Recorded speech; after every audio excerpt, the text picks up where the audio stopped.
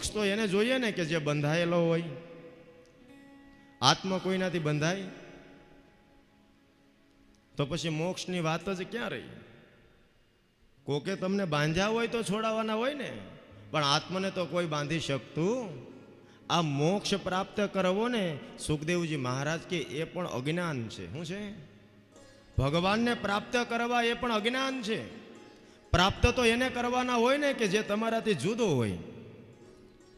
જે તમારાથી જુદો છે એને પ્રાપ્ત કરવાના છે. તો ભગવાન તમારાથી જુદો છે? અને જુદો હોય તો તમે અહીંયા બેહી શકો? કેવડું અજ્ઞાન!